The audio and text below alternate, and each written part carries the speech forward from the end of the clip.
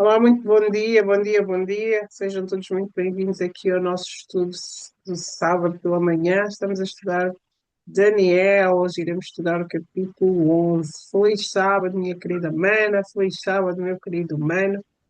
Para dar início aqui ao nosso estudo, o professor Corágio e o mano João irá fazer uma oração convidando a presença do Espírito Santo sobre todos nós e aqueles que irão ver a posterior.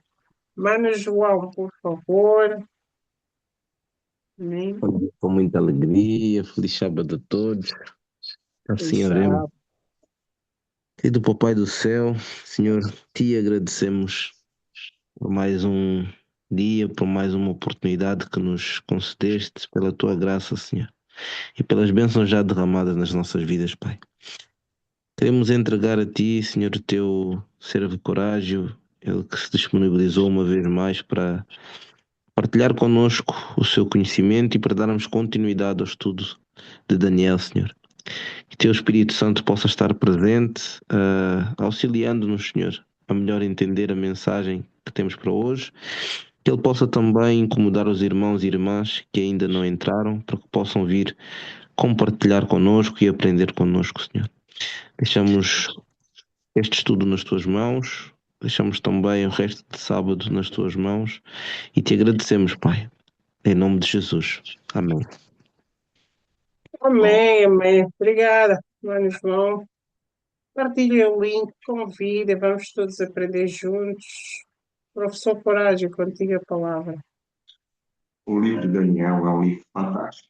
Vocês têm visto como eu fico empolgado ao tratar do livro de Daniel. E o capítulo 11 é um capítulo extremamente interessante. Tem dois capítulos. Esse é o capítulo de Daniel mais difícil de explicar, porque ele tem muitos detalhes. E eu também gostaria de dizer para vocês que há uma preocupação nossa sempre quando nós estamos estudando de tentar memorizar aquilo que é passado. No caso do livro, no caso do capítulo 11, eu já digo para você antecipadamente que é difícil memorizar todos os detalhes do capítulo. Então, hoje nós vamos estudar Daniel no capítulo 11 até o versículo do versículo 1 até o versículo 39. O 40 até o 45 nós vamos estudar na semana que vem com o finalzinho aí do livro de Daniel. Então, nós vamos ter a aula de hoje, o estudo de hoje, melhor dizendo, o estudo da semana que vem, ainda com Daniel, e no outro sábado nós faremos uma revisão e entenderemos qual é a mensagem, né? Como todo sábado nós estamos fazendo, nós vamos fazer um apanhado para entender a mensagem de Daniel em cada capítulo, ou pelo menos nos capítulos proféticos. Bom, Bíblias na mão, então agora nós vamos para a leitura e principalmente os slides que vão passar. Como vocês já sabem, no final do estudo eu vou postar o material no grupo e assim você vai poder, se achar interessante, e eu considero que você, quando possível, faça isso, vá na sua Bíblia e coloque as notas que eu considero importantíssimas. Então, Daniel 11, nós sabemos que o capítulo e a última visão do 10 ao 12 digamos assim, seria um capítulo só, e claro que foi dividido em três capítulos para ficar mais fácil a leitura, etc., assim como a Bíblia também foi dividida em versículos. Bom, do versículo 1 até o versículo 22 do capítulo 11 vai mostrar o levante e a queda das nações. Então, você só vai entender Daniel capítulo 11 se você lembrar que antes dele tem, claro, o capítulo 2, em que Daniel revela Nabucodonosor, ali os reinos. No capítulo 7, Deus amplia a visão do capítulo 2 para Daniel. No capítulo 8, é destacado os três, ou o império dos persas, dos gregos e dos babilônicos. No capítulo 9, tem um destaque sobre uma profecia específica para os judeus, e aí começa do capítulo 10 a 12, então você vai olhar para o 11 lembrando do capítulo 2, do capítulo 7, do capítulo 8, pelo menos, tá bom? Então aqui vai contar o que aconteceu, como se processou esse aparecimento e essa queda das nações, aí eu estou falando das nações que nós vimos no capítulo 2, no capítulo 7, no capítulo 8. E no versículo, e a segunda divisão, digamos assim, que nós, se quisermos, ou pelo menos para facilitar, vamos entender, é a atuação do que nós vamos chamar de rei do norte, rei do sul. Então, é uma coisa que isso, principalmente também no livro do Apocalipse, nós vamos estudar muito. Então, o versículo 1 diz assim: Eu, pois, no primeiro ano de Dário Medo, levantei-me para animar e fortalecer. Quem fala isso é o anjo Gabriel. Então, o anjo Gabriel, ele veio para ajudar Daniel, para melhorar a compreensão de Daniel. Ele disse: Só Daniel, eu estou lutando desde o ano 539 para que a mensagem chegue, para que a mensagem possa chegar com força. Nós vimos isso na aula passada. Então, eu entendo que você está aqui, você já acompanhou o que nós falamos antes, para a gente avançar, tá? Vamos lá, vamos entender isso aí. Bom, como nós sabemos, o grande conquistador foi esse rapaz aqui, o Ciro. E Ciro, quando ele conquista a Babilônia, no ano 539, ele entrega para Dario. Ó, algumas coisas, eu recomendo também que você faça isso. Quando você for para a internet, você vai ver que esse personagem aqui, eu não sei se eu já comentei para vocês, a história da humanidade não fala muito sobre ele. Então, nós temos o que Daniel disse, e como nós somos historicistas, e naturalmente, com o passar do tempo, em algum momento, quando a ciência descobrir alguma coisa, arqueologia, confirmando isso, vai ficar mais fácil para nós citarmos também uma fonte histórica. A princípio, nós estamos caminhando para aquilo que está escrito. Então, Ciro conquista, entrega para. E no momento em que Ciro conquista a Babilônia, já vimos isso, nós já estudamos isso. Só recapitulando. Quem estava no trono, ou seja, quem estava no comando ali de Babilônia, era Belsazar e não Nabonido. Nabonido tinha ido para a região da Pérsia. Muito bem. Então, aqui cita justamente Belsazar como o neto de Nabucodonosor. Eu expliquei por quê. E é também por isso que, no capítulo, ele oferece a Daniel o terceiro lugar no reino, porque ele já era o segundo, tá? O versículo 2 diz assim: E agora te declara, presta atenção, hein? Que muita informação nós vamos ver a partir de agora, mas como eu disse, você vai ter um material, você vai colocar no seu laptop, no seu notebook, no seu celular, e você vai abrir a Bíblia e vai olhar a Bíblia e vai olhar as informações históricas, tá bom? Bom, o anjo disse para Daniel: E agora te declararei a verdade. E eis que ainda se levantarão três reis da Pérsia. Então, observe que nós estamos falando a partir da Pérsia, né? E o quarto será mais rico que todos eles. Então, o anjo está descrevendo aqui para Daniel: Daniel, você está tão preocupado com a história dos judeus, do seu povo, que eu vou te declarar agora o que Deus mandou, detalhe por detalhe do que vai acontecer a partir de agora. Então, quem foram esses três reis? Olha só, foi Cambises, o falso Esmerdes, Dario I e Xerxes I. Sendo que Xerxes I era o quarto. E aqui vocês vão olhar, depois vocês vão comparar na internet, quando foi que iniciou e finalizou o reino de cada um desses homens. Mas quem é esse Xerxes, que era o quarto, que era muito rico? Ele é chamado na Bíblia de Assuero, no livro de Esther. E você vai ver a história, um pouco da história de Esdras 4:1. E quem foi esse menino? Ele foi o esposo da rainha Esther. Então, observe como a Bíblia vai trazer, com riqueza de detalhes, inclusive, a sucessão de reis dentro de um reino. E nós estamos falando, como eu disse, dos persas. Então, aqui tem uma imagem, né? Mais ou menos é a figura de como seria cada um desses monarcas, digamos assim.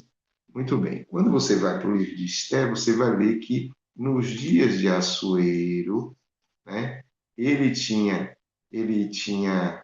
sob o seu comando 126 províncias. Aqui vai dizer que no terceiro ano ele deu um grande banquete. Então, observe que esse rei era um rei muito poderoso. Bom, e o que ele fez nessa época? Ele ostentou a sua riqueza, e isso durante 180 dias. Lembra que eu comentei com vocês que sempre, durante muito tempo, né, ou no período desses homens, era comum que eles fizessem essas grandes festas, né, que passava em meses. Então, aqui nós temos Xerxes, o esposo de Esther, batalhando contra a Grécia. Então, observe, exatamente como disse a profecia, hein? Vamos avançar. Então, quando eu olho para essa parte aqui do capítulo 11, eu vejo que no versículo 2, 1 e 2, conta a história dos medos e persas, ou seja, ali do ano 539 até o ano 331, tá bom? Só que agora no versículo 3 diz assim, ó, depois se levantará um rei poderoso, que reinará com grande domínio e fará o que lhe aprouver. Quem é esse rei? Esse rapaz aqui, Alexandre o Grande. Observe que a profecia ela trata Alexandre como representante, assim como Nabucodonosor, por favor, lembre-se disso, isso é importante para que você não tenha uma visão distorcida do historicismo. Então, aqui o anjo está tratando Alexandre como representante do grande império dos gregos, tá bom? Assim como lá atrás, Daniel vira para Nabucodonosor e falou: Você, Daniel, você, rei Nabucodonosor, é o cabeça de ouro. Bom, então Alexandre, com o seu exército muito disciplinado, avançou sobre a Macedônia, a Grécia, estendeu-se sobre o Egito, a Europa, a Ásia, a África, chegou até ali uma parte da Índia. Então ele avançou muito. Olha o tamanho, né, a extensão, o grande domínio que ficou na mão desse jovem, né, e do seu reino. Bom, aqui nós temos algumas figuras do que seria a batalha, que ele derrota os persas no ano 331.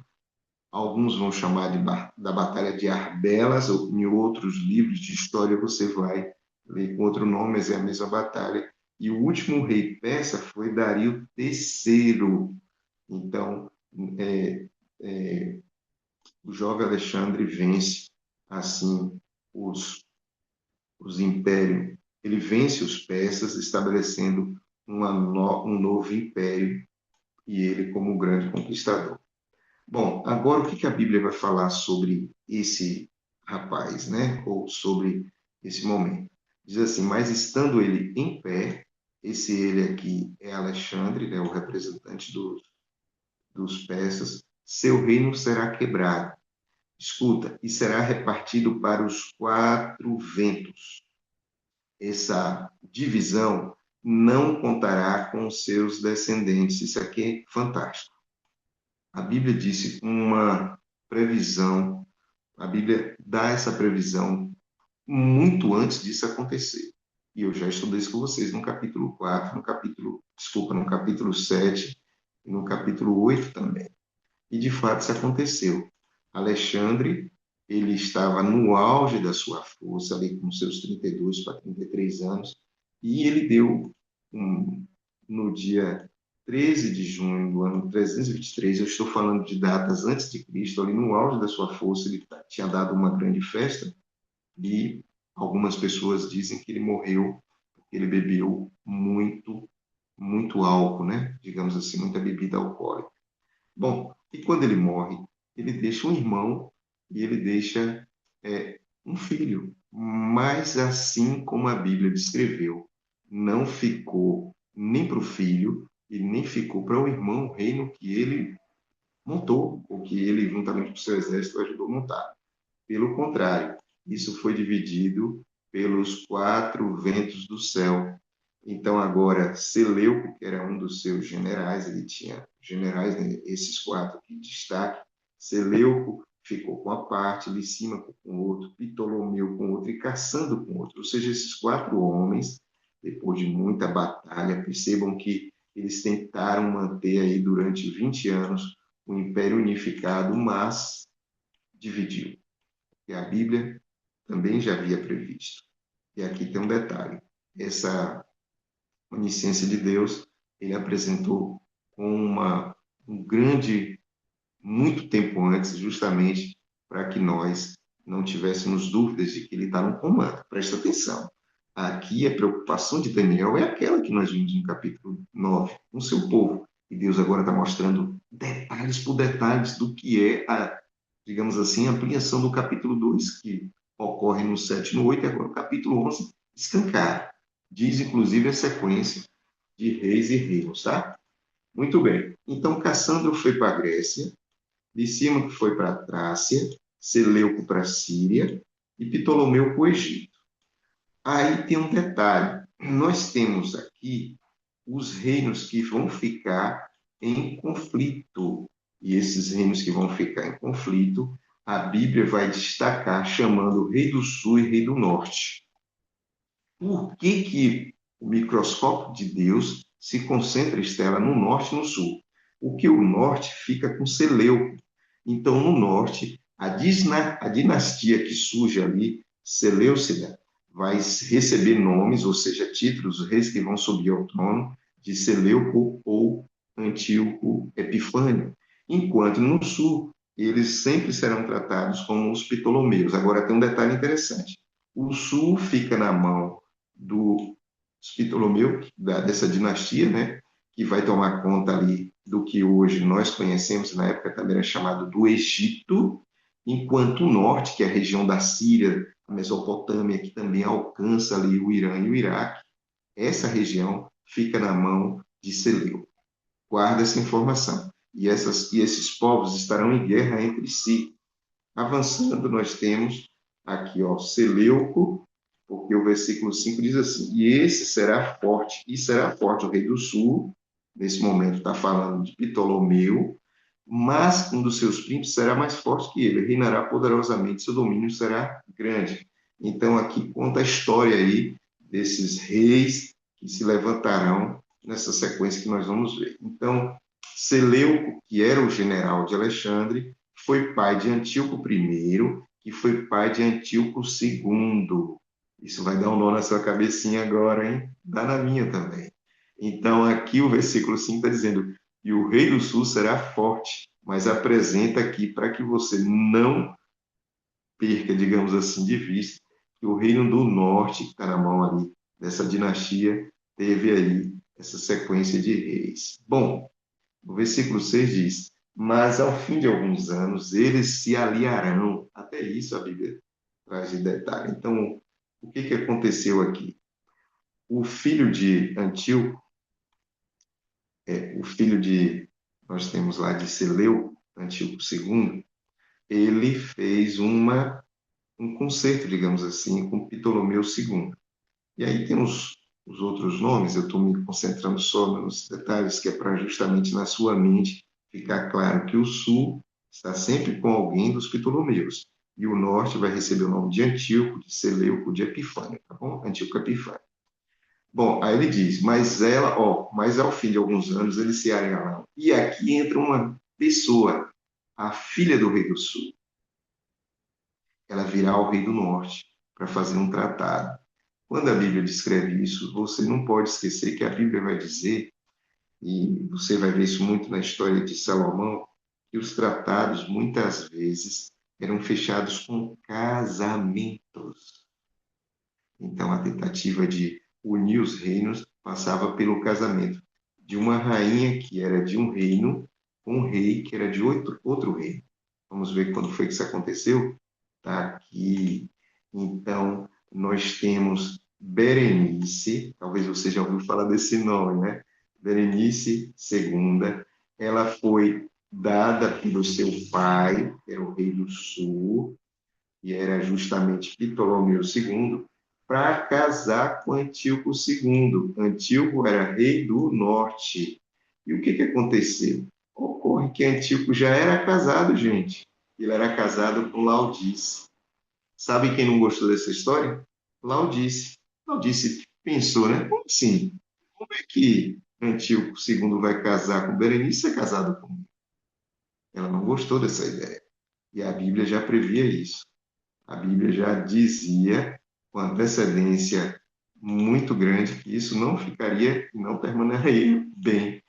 O versículo diz: ela, porém, não conservará a força do seu braço. Ela, Berenice, porque e nem subsistirá a Antíoco, nem o seu braço, mas ela, Berenice, será entregue, e bem assim os que a tiverem trazido, ou seja, todos aqueles que chegaram no reino na sua companhia. E o seu pai, né? E seu pai, aqui nós já estamos colocando os personagens no versículo, tá, Estela? Que é para facilitar para nós entendermos. E o seu pai, que é Ptolomeu II, e o que a fortalecia nos tempos, que era seu filho. Bom, lembra que eu falei? Laodice não gostou nada disso, dessa história de casar meu marido com outra mulher. E o que que Laodice fez? Assassinou Berenice, assassinou Antíoco II e assassinou Ptolomeu, que foi um dos filhos de Berenice, o Antíoco II. A Bíblia já dizia isso. Então, o que que acontece depois desse episódio? Porque isso não vai terminar bem. Se ela matou o rei, olha o que acontece. Ptolomeu III, que era irmão daquele que Berenice matou, ele se levantou. Presta atenção que está escrito na sequência do versículo. Mas num renovo, Ptolomeu III, das raízes dela, Berenice, um se levantará em seu lugar e virá com o exército e entrará na fortaleza do rei do norte. Naqueles dias, é Seleuco, que operará contra eles e prevalecerá. Então, o que Ptolomeu III fez, que era irmão de Berenice? Ele matou Laodice. Que loucura, né? Quanta coisa, quantas informações em um versículo. E aí ele vence também, Ptolomeu III, a batalha contra Seleuco II. Percebeu? Seleuco II, que era filho de Laodice com Antíoco II. Então elas deixaram o filho. Percebeu, gente? Tem pelo menos esse rapaz. Então, observe que sequência que nós estamos vendo, e nós só estamos no versículo 7. O versículo 8 diz que ele levou os deuses, então Ptolomeu III saiu levando o que ele encontrou no Egito, né? Dessas estátuas que eram consideradas deuses, né? Até hoje nós temos muitos movimentos que ainda carregam essa característica. Então, levou os vasos preciosos de prata e de ouro, ou seja, ele deu uma limpa quando ele vence a batalha. Vamos avançar. Lembrando que nós temos aqui a Síria, onde hoje nós sabemos que é a Síria, e do outro lado nós temos o Egito. Então, um lado é chamado de norte e o outro lado é chamado de sul. E por que norte e sul? Eu acabei esquecendo de fazer esse comentário. É norte e sul em relação a Jerusalém. Então, Jerusalém ficava no meio. Toda vez, escuta o que eu estou dizendo para vocês, que o Egito precisava atacar, vamos chamar assim, o Iraque, o Irã ou o Iraque, era necessário passar por perto, pela frente de Jerusalém e se caminhar para aquela região. Em contrapartida, toda vez que o Irã, ou o Iraque, ou a Síria iriam fazer guerra com o Egito, passava por Jerusalém. Então Deus está dizendo, Daniel, eu vou levar vocês de volta para casa. O ano 70 chegou, vocês já vão estar livres, vão estar felizes na sua casa. Agora não esqueça e avise ao povo de Israel, de Jerusalém, que guerras seguirão e essas pessoas, esses reis, esses reinos, quando estiverem em guerra, vão passar por vocês. Então a guerra não vai acabar, vai continuar a luta agora entre o rei do norte e o rei do sul. E por que que era necessário que o povo soubesse disso? É uma pergunta interessante, Lena, porque eles estavam esperando o Messias. E essas batalhas tinham como foco destruir também o povo de Deus para que o Messias não visse, não aparecesse, não nascesse. O versículo 9 diz assim: entrará no reino do sul, mas voltará à sua terra. Isso acontece. Seleuco II marchou contra o Egito para pegar as riquezas que foram levadas pelo Ptolomeu, mas ele voltou de mãos vazias. Não conseguiu trazer de volta aquilo que foi levado. E aí ele morre envenenado, que era uma característica daqueles dias, né? No versículo 11 diz: mas seus, né, Seleuco II, seus filhos intervirão e reunirão uma multidão de grandes forças, e um deles, aí está falando de Antíoco III, avançará e inundará e passará para adiante, e voltando levará a guerra até a sua fortaleza. E isso de fato aconteceu. De novo, nós temos aí uma guerra entre o norte e o sul, e agora o representante do sul é Seleuco II, e o representante do sul, nós temos aí aquele que estava sob o poder daquela região que é o Egito, nós temos aí Antíoco III. Muito bem, e Antíoco III, ele teve dois filhos, Seleuco IV e Antíoco IV. Esse Antíoco IV é chamado também de Epifânio, né? como eu disse para vocês, a dinastia Seleucida, os seus reis recebiam esses títulos de Seleuco ou Antíoco Epífano. Avançando, aí nós vamos ver, eu já comentei isso, né, a importância dessas guerras onde ora vence o norte, ora vence o sul. E aqui tem um comentário interessante. Note que em algumas vezes nessa guerra, os palestinos, ou seja, os judeus, a terra dos judeus, era envolvida. Às vezes a Palestina estava sobre as mãos do Egito e às vezes estava sobre a mão da Síria, até que Roma chegou, e isso ocorre ali no ano 63, e o que acontece? Pompeu, nos dias de Pompeu, ele conquista aquela região. A região da Palestina agora passa a ter é, um outro império, que era dos romanos. O versículo 11 fala, então o rei do sul, e aí está tratando de Ptolomeu, ele vai se exaltar, e ele sairá e vai pelejar contra o rei do norte, que na época era Antíoco III. Esse Antíoco porá em campo uma grande multidão, e a multidão será entregue nas mãos de Ptolomeu, e a multidão será levada, e o coração de Antíoco se exaltará, mas ainda que ele conseguisse derrubar milhares, ele não prevalecerá. Olha que coisa! E isso de fato aconteceu. Então nós temos esse momento aí, o versículo 3 vai dizer, por que não prevalecer? Porque o rei do norte, Antíoco III, tornará, ou seja, ele retornará, ele voltará, ele vai colocar uma grande multidão, e essa grande multidão, claro, para atacar o sul, e ao cabo de tempos, isso diz de anos, ele vai avançar com um grande exército, com grandes provisões. Avançando, no versículo 14, diz assim, naqueles tempos, muitos, e aí está tratando de Antíoco III, né, se levantarão contra o rei do sul, que é Ptolomeu, aí nós já temos o Ptolomeu IV, e os violentos. Aqui, esse termo, os violentos, significa que nesse momento Roma entra em cena. Então Roma aparece para que a profecia sobre Roma começa aí a desvendar. Bom, e aí o que diz? Diz assim no versículo 15, assim virá o rei do norte, Antíoco III, e levantará forças, etc., também tomará uma cidade fortificada. E quando foi que isso aconteceu? Justamente quando Antíoco III avançou para conquistar Gaza. E diz, e as forças do sul não poderá resistir, ou seja, Ptolomeu IV, Epifânio, nem o seu povo escolhido, pois não haverá força para resistir. Vocês estão observando que Daniel 15 está tratando dessas guerras que aconteceram naquela região, naquele espaço geográfico. E o versículo 16 diz, o que porém há de vir, ou seja, os romanos, que há de vir contra ele, no caso Antíoco III, fará o que eles quiserem, ou seja, Roma vai dominar. E Roma fincará a sua bandeira na terra gloriosa, ou seja, na Palestina, e tudo passará ao poder dos romanos. Então, a partir do versículo 16, um pouco antes, vocês já observaram que já trata ali do surgimento dos romanos. E os romanos é nova direção, eles vão tentar um acordo com o sul, com o Egito, e diz assim, ó, versículo 17, e firmará o propósito de vir com toda a força do seu reino, com toda a força do seu reino.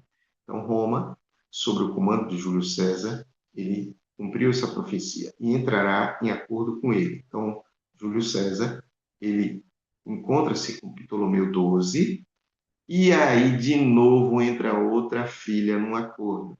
Agora, essa filha é Cleópatra, que você já ouviu e já viu muita coisa falando sobre ela. E ela passa a ser amante de Júlio César. Mas a Bíblia diz, porém, não subsistirá, nem será para ele.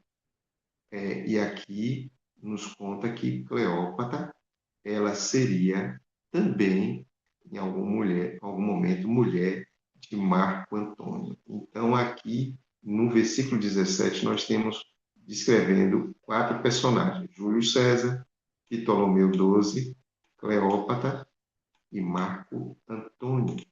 Esses personagens são personagens que nós já vimos filmes e que a história da humanidade está recheada de informações e vocês vão confirmar, não vão ficar só, né? Que hoje está mais com uma aula de história do que Bíblia, né? Não sou eu, viu, gente? É porque Daniel recebeu do anjo Gabriel a informação do Deus Eterno, contando os fatos e os detalhes a respeito como eu já disse, desse momento da história da humanidade. Bom, depois disso virá o seu, ou seja, Júlio César, ele quer avançar sobre tudo que ele conhece, uma espécie, uma reedição aí de, quem sabe, um pensamento de Alexandre o Grande, mas um príncipe. Que príncipe foi esse? Brutus. Brutus se levanta contra ele e o mata numa conspiração que envolveu outras pessoas também, né?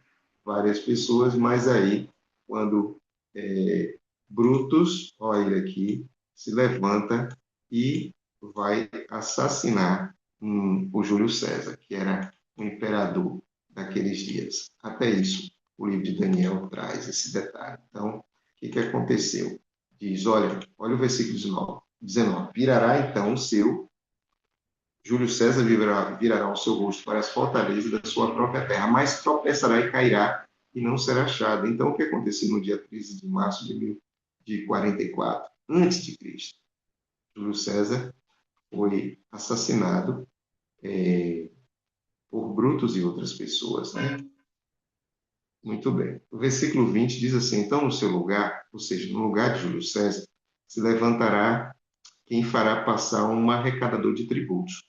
Isso significa o seguinte, que depois de Júlio César, alguém se levantaria em seu lugar e essa pessoa seria alguém que iria ser um grande arrecadador de tributos. Interessante a Bíblia falar isso, João. Interessante, Lena, Leone e Emílio, Estela e os demais que aqui estão, e você que está assistindo depois. Por que a Bíblia disse isso?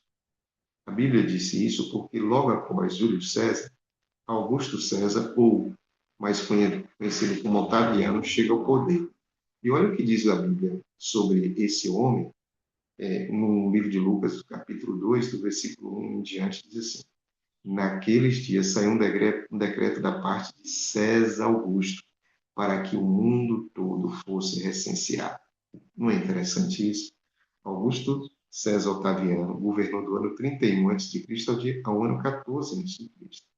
Ele estabeleceu, 14 depois de Cristo, ele estabeleceu esse recenseamento.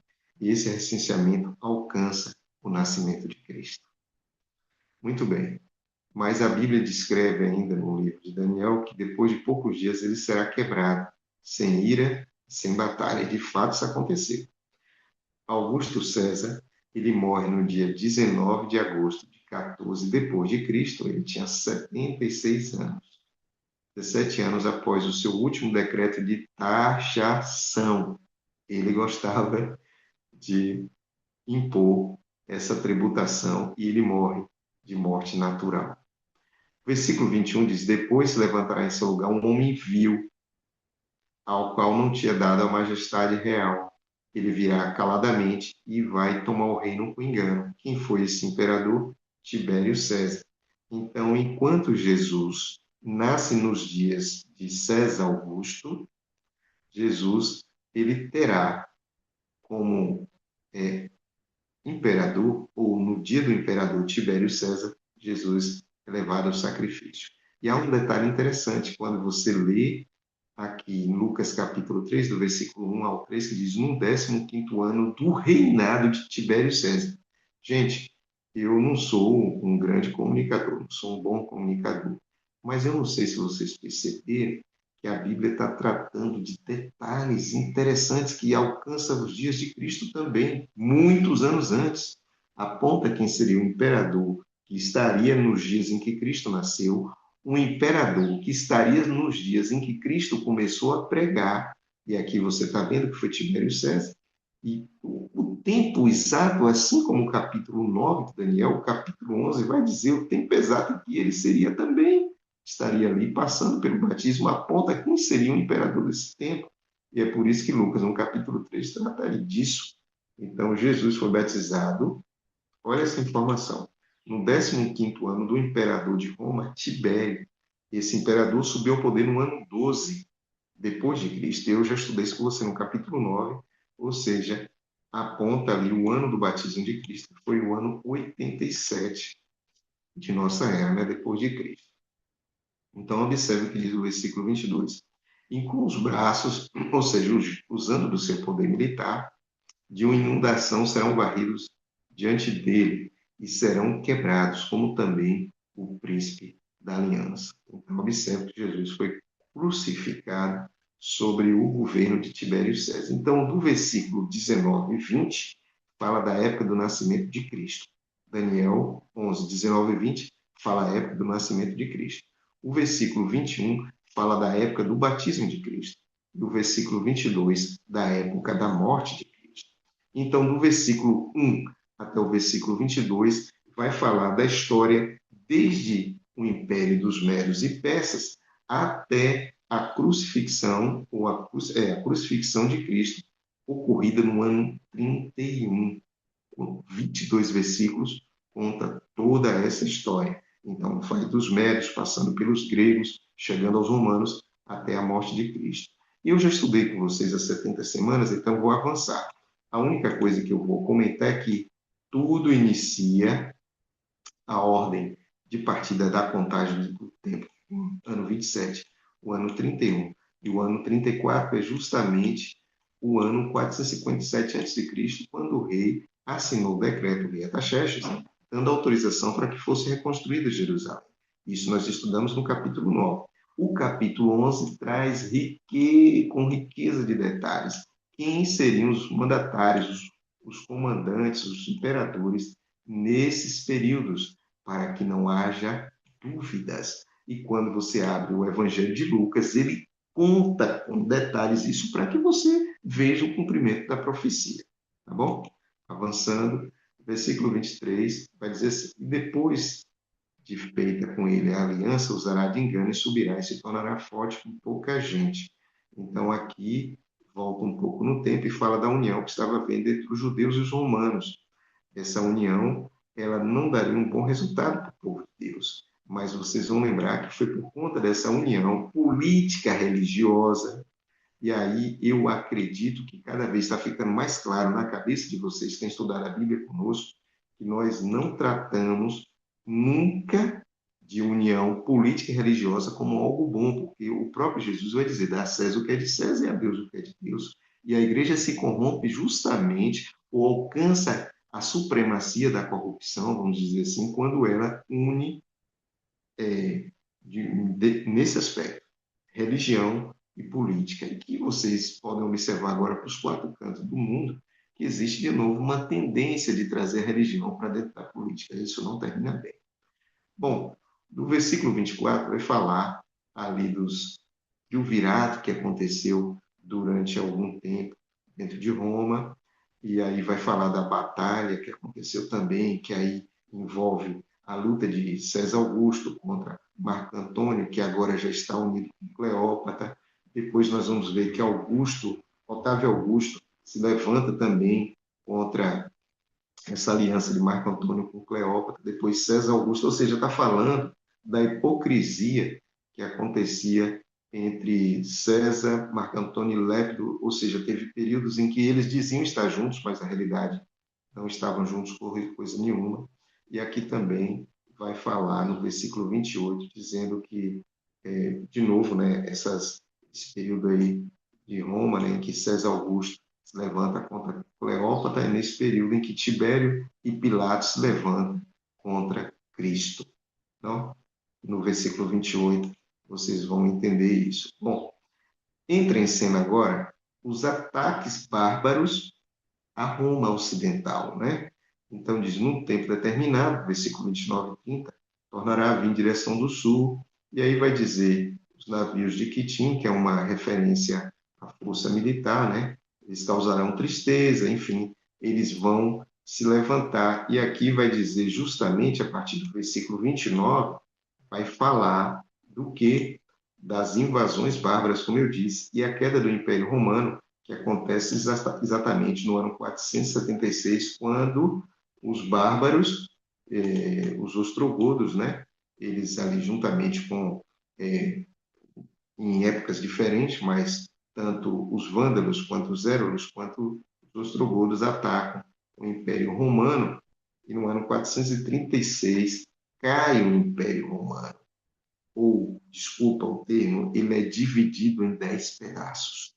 E vocês vão lembrar que quando isso ocorre, está pronto para surgir, a partir de agora, o tal do chifre pequeno de Daniel 7. Então, o chifre pequeno que já estava lá, que já estava dividindo responsabilidades desde o início ali do Império, ele agora começa a ter chance de iniciar a sua supremacia.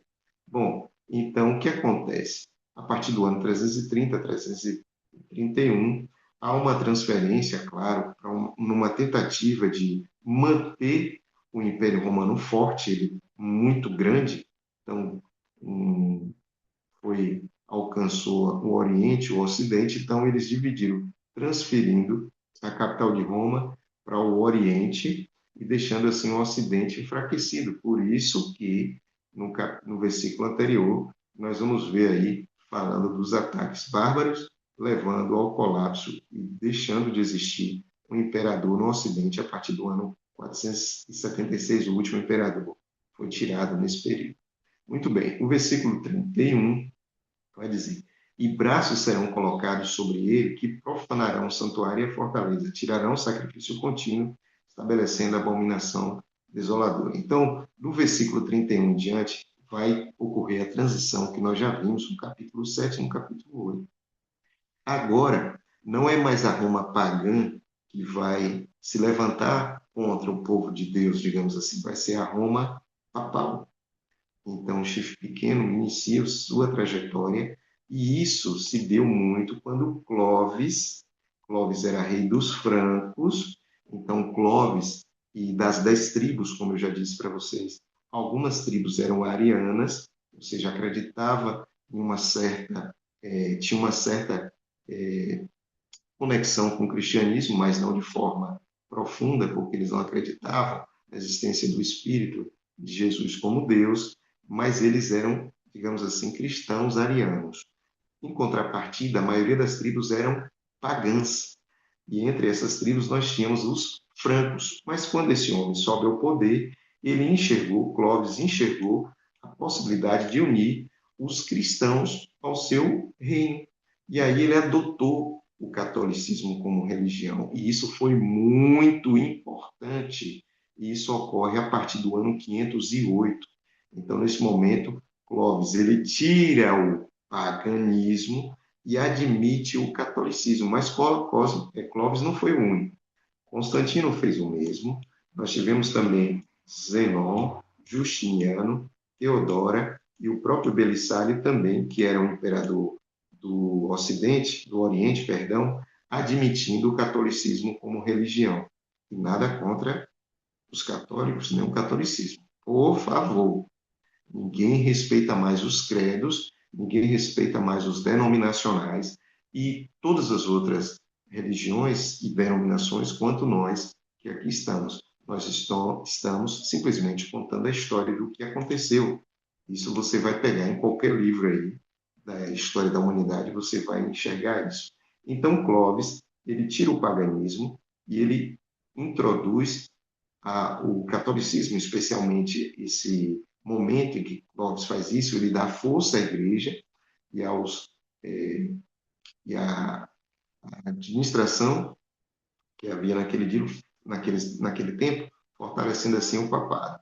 E Clovis, ele combate também os ostrogodos. Então, do ano 508 a 538, então, nesse momento, Clovis vai tirar o paganismo, mas ele vai colocar, digamos assim, no seu lugar, o cristianismo que ele conhecia da época. A partir de agora, haverá uma transição, porque do versículo 31 até o versículo 30, nós tínhamos judeus literais, Israel literal, Palestina literal, Rei do Norte literal, Rei do Sul literal e abominação desoladora literal, digamos assim, ou pelo menos é possível entender assim no tempo anterior. A partir de agora, nós vamos entender isso como essa transição, como quando fala de judeu literal, judeus literais, não entra mais judeus literais. Agora nós temos uma transição e vamos entender como os judeus espirituais, que somos nós, os cristãos.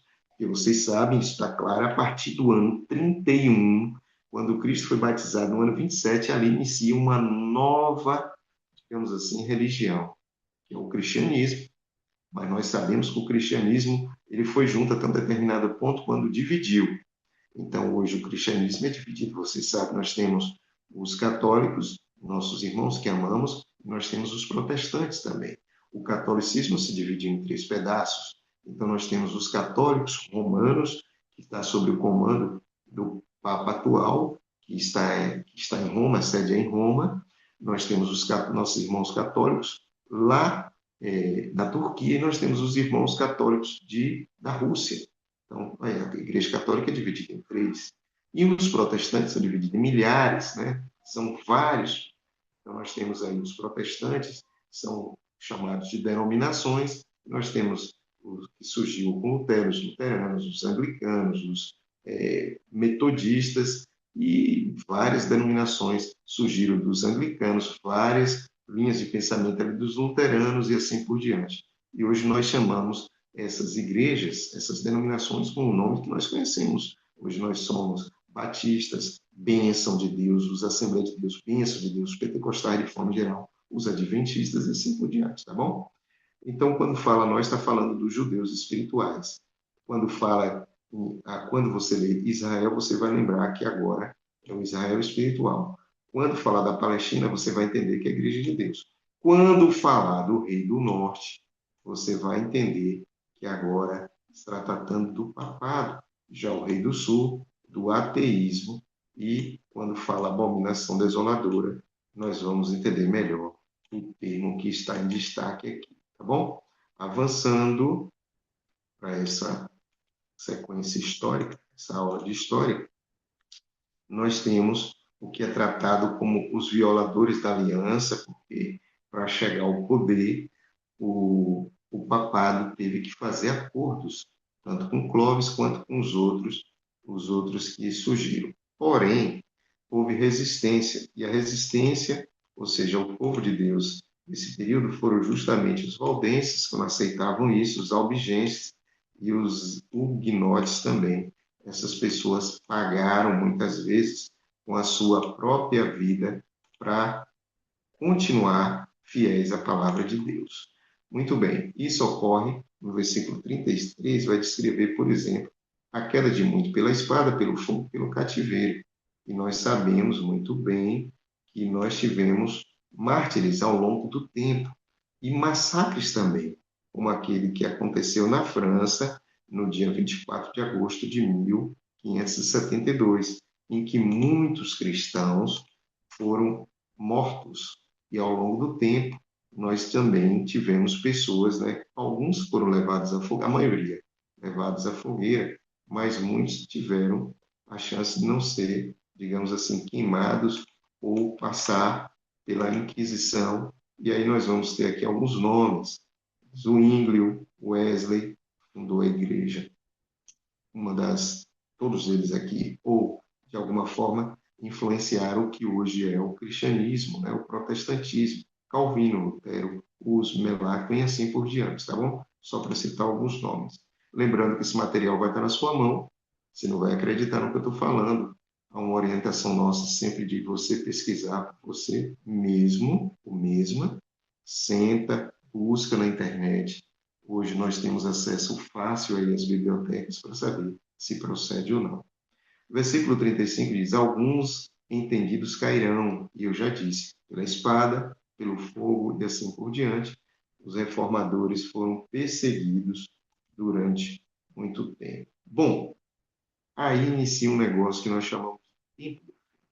E o que é que marca, qual é o evento que marca o início do tempo do fim? É justamente com a Revolução Francesa, Napoleão consegue chegar ao poder. E aí, ao chegar ao poder, ele determina que o seu soldado, né, o seu general, que era Berthier, fosse até ali onde o Papa Pio VI estava, e ele levou o Papa Pio VI cativo, preso.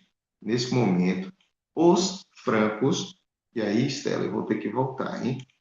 Tenham paciência comigo, porque isso aqui é interessante, que eu vou mostrar para vocês agora.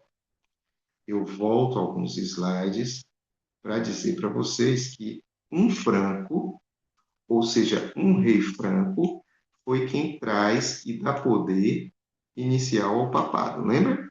Então, esse cidadão aqui, o Clovis, ele era francês, rei dos francos. Ele deu o poder. Agora nós vamos ver, muitos anos depois, um francês, ou o Império Francês, ou o Reino da França, se levantando contra o papado. Eu não gosto dessa ideia, digamos assim, de que ninguém se levante, prenda outra pessoa por razões religiosas. Percebe? Por isso que a Igreja Adventista, e vocês sabem, nós somos adventistas, somos defensores da liberdade civil e da liberdade religiosa. Ninguém deve ser preso, ninguém pode ser preso por suas convicções religiosas. Nós somos livres, nascemos livres. E é por isso que nós temos amizade com todas as denominações e com todas as religiões. A vantagem de ser adventista é justamente isso. Se chega um muçulmano na minha casa, ele vai ser bem recebido. Se chega um judeu, muito bem recebido. Se chega um espírita, recebido tão bem quanto os outros. Se chega alguém católico, é aí que vai ser bem recebido mesmo. Nós amamos nossos irmãos católicos, assim como amamos nossos irmãos muçulmanos, budistas e todas as religiões. Não há na cabeça do adventista exclusividade de nada. Nós amamos a todos. E nós defendemos o direito de a pessoa continuar pensando como ele pensa. Liberdade civil e religiosa. Napoleão Bonaparte atentou contra a liberdade religiosa nesse momento em que ele manda prender o Papa Pio VI. E sem que ele soubesse, ele estava cumprindo uma profecia. O Franco Clovis deu poder, iniciou dando poder, e agora a França se levanta e tira todo o poder.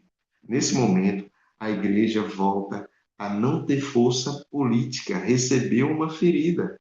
Ela continua com força religiosa, mas não tem mais a força política. E isso ocorre justamente na Revolução Francesa, dando início ao que nós estudamos em Daniel, capítulo 7, ao tempo do fim. Então, Daniel, capítulo 7, 8, Daniel, capítulo 12. Na semana que vem nós vamos estudar um pouquinho mais sobre isso. Depois desse período, nós vimos que as 2.300 tardes e manhãs termina no dia 22 de outubro de 1844, dando início ao juízo investigativo. Então, o tempo do fim, 1798, e o juízo investigativo, a partir de 1844. Quando vocês estiverem estudando Apocalipse conosco, então eu vou trazer de volta essas datas e nós vamos estudar uma maior calma sobre esse momento. 1798, há um capítulo na Bíblia que descreve a Revolução, os eventos ali da Revolução Francesa, que é Apocalipse capítulo 11, assim como há um capítulo na Bíblia que descreve também o que aconteceu em 1844. Além daquilo que nós estudamos em Daniel capítulo 8, nós vamos estudar Daniel capítulo 10, falando algo sobre os eventos de 1844. Então aí você já vai ficar com água na boca, né? Esperando a expectativa de Apocalipse 10 e 11. Muito bem. No versículo 36 diz que este rei, aqui é uma referência não mais ao período de Roma, Roma imperial, mas Roma papal, né? Este rei é o rei do norte, né? Que aí é Roma papal, que se levanta contra o Deus Criador, falando blasfêmias, nós já estudamos sobre isso, e dizendo seu substituto de Cristo na terra. Muito bem. O versículo 37 diz que ele não vai respeitar os deuses dos seus pais, nem terá respeito ao amor das mulheres. Então, vocês sabem que é praticado nesse papado, ele deixa de respeitar Cristo, porque volta a estabelecer aquilo que não está de acordo com os mandamentos de Deus, que é a adoração em imagens, que muitas vezes é chamado de veneração. O sistema se corrompeu. O povo não. Nós sabemos que nós temos fiéis em todas as denominações, em todas as religiões. Os católicos são fiéis. E não existe ninguém que seja, quando entende a verdade, que seja tão fiel quanto o católico. Os espíritos são fiéis, todos eles acreditam naquilo que é passado, muitas vezes através de uma tradição que não tem base bíblica, ok? Bom, não esqueçam também que lá foi estabelecido o celibato.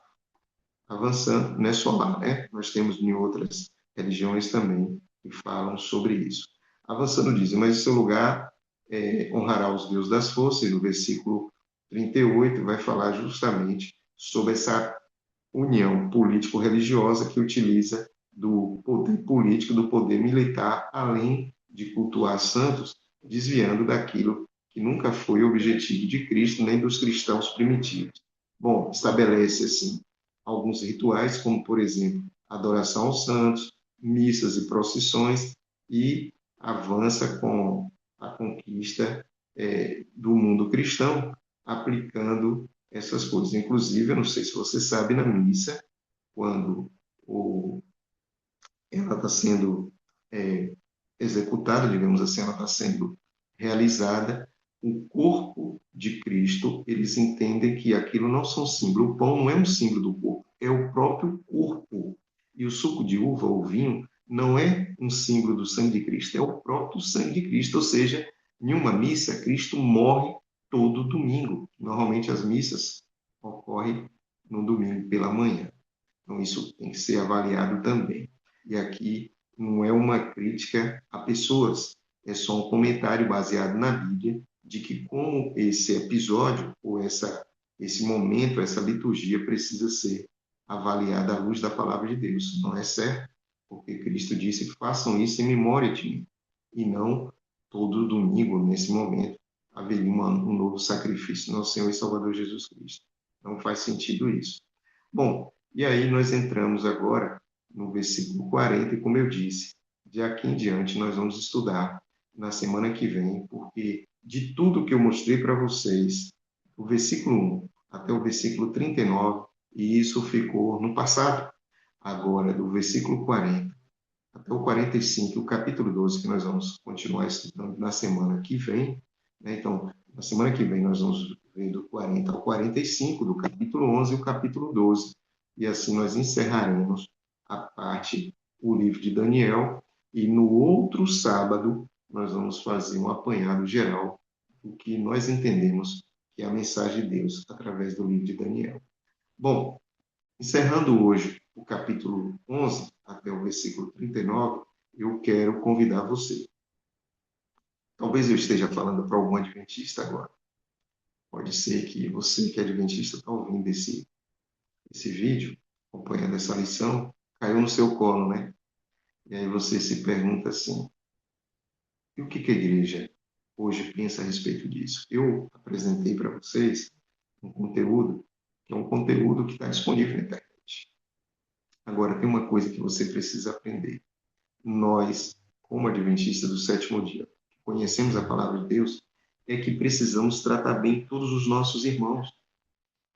Nós temos que olhar para todos os nossos irmãos denominacionais e todos os nossos irmãos de outras religiões, e aí eu estou falando, por exemplo, dos muçulmanos, com o maior amor do mundo, o maior respeito do mundo. Por quê?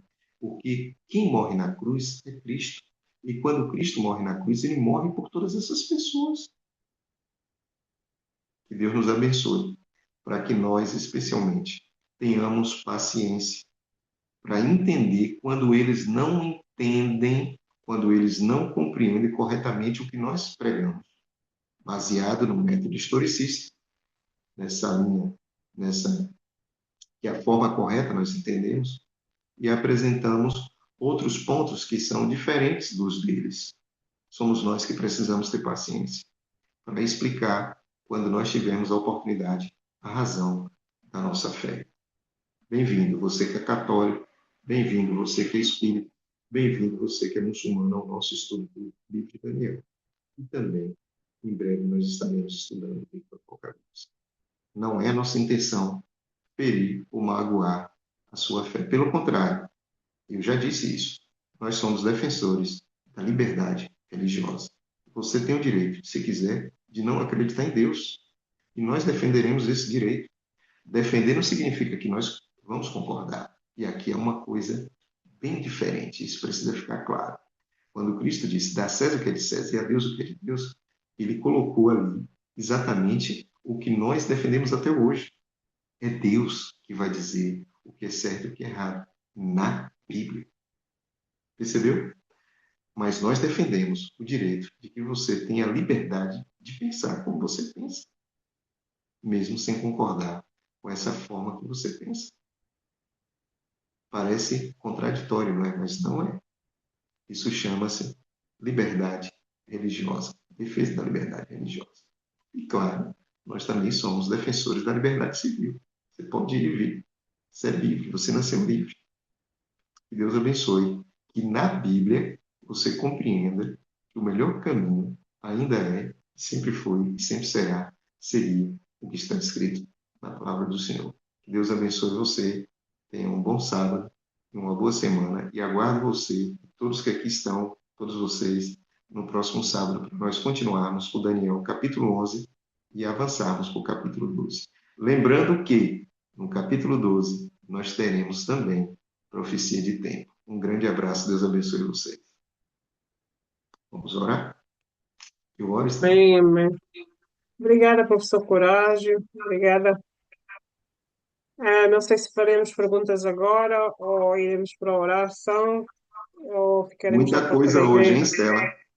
muita história, mas é impressionante como as profecias são.